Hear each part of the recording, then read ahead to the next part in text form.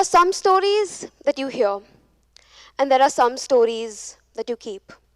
Most stories are about characters in settings, but the best ones are about people in places and spaces.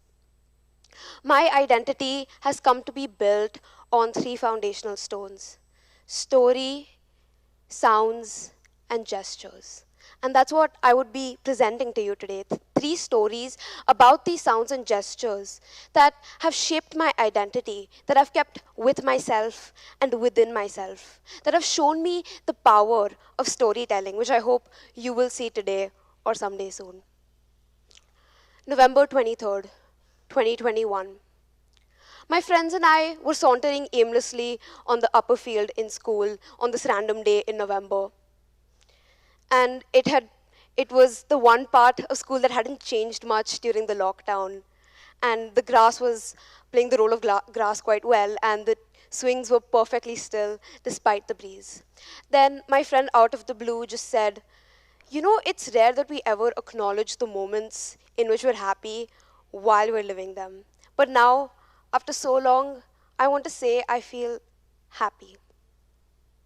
It had been 1 week since we'd all returned to school after the lockdown. My friends were no longer framed heads floating on a screen, and I came to the shocking realization that my teachers existed in 3 dimensions. But along with this, I also missed deeply the sounds of the whiteboard marker on the sound of a whiteboard marker on the board, the sound of complaining teenagers. Earlier that year, I written a casual account on my blog, and it went like this. Some of my favorite sounds are resonant with the idea of school, but more importantly, with the idea of people. The hum of the morning corridor rushes, the background sounds of an air conditioner as it hums, and also the sound of a shoe as it hits the badminton court and it overlapping with the squeak and the high-pitched whistles that you hear. These were earnest moments, deeply missed moments. Somehow, these background sounds had the ability to transport me in place and time, to perfume my mind with the thoughts that I was having then, which eventually erupted into this weeping nostalgia. Background sounds give you this feeling of movement, as though you're progressing through something. Somehow, my younger self knew that there would come a time when I would hear these sounds again. There would come a time when me and the rest of the world was capable and hopeful for change. My older self is proud of her for that, but is also hurt that she had to go through spells of hopelessness to find that hope. As you can tell, I'm in love with words. For me, the words move, the words take shape, the words transcend the page. They're no longer written, they're felt. I can feel the words pierce through my own skin. As the hero of the story suffers, I suffer. And it hurts. It hurts so bad. But in a story, these emotions are beautiful to contemplate. Because the story may not be mine to claim at the end of the day. There is a distance between me and the stage. There's safe space where I don't have to suffer the consequences of the main character. But yet, this space fills itself with empathy. And I think that stories teach us this very humane quality of ours, that we have this ability to feel pain from a distance. December 2022. I'm sitting in the audience. I'm in Chennai in a time that is synonymous with the Tamil month of Margari.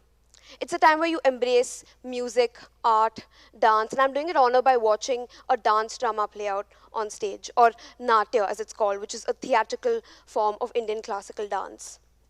I see these Bharatanatyam dancers in ornate costumes, enacting various scenes from various ancient mythological scriptures, and they perform to the beats of a percussionist while a vocalist melodiously presents verses from these texts in a musical story.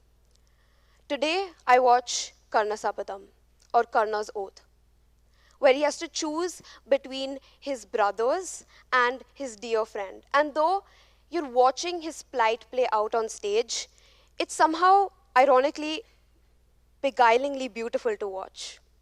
I see these dancers take shape of various symbols, one after the other. The same dancer is the bird, the tree, and the devil. And there are no props. And I realize that these hand gestures that they use, these mudras, are cornerstones of the art form. That they've been preserved in their antiquity for years and generations. That I have been born into a culture so rich with stories. That I have been born into a world that is so deeply rooted with the art of narratives. One of my favorite writers, Chimamanda Adichie, once said that every story has a worldview. It guides you to believe something and to disbelieve something. It has a moral standpoint, but the decision to choose that moral standpoint still stays with you. And I feel like societal change, a large global change, starts with these individual decisions to change yourself. And that is how we reboot mindsets. But societal change, it starts by highlighting the obvious. Because one person's obvious is another person's revelation. And that is why my favorite stories are not about exceptions. They're about commonalities, the everyday in-between moments that go on to shape who we are and whom we choose to be. I'm in Chennai again. The time in year is ambiguous. I'm teaching my grandmother how to order groceries on her phone, and I see her eyes widen with childlike wonder as I operate this metallic rectangle really quickly. And she says, "How do you know how to do all of this?" I reply, "I don't know. It just happens automatically." And then she says, "You children, you're living in a completely different world. Soon, even you will go abroad, never to turn your back and look at us again." I see the paintings and the pictures on the wall.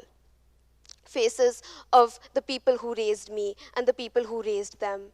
Faces of people whom, if you stare at long enough, will soon turn strange and unrecognizable.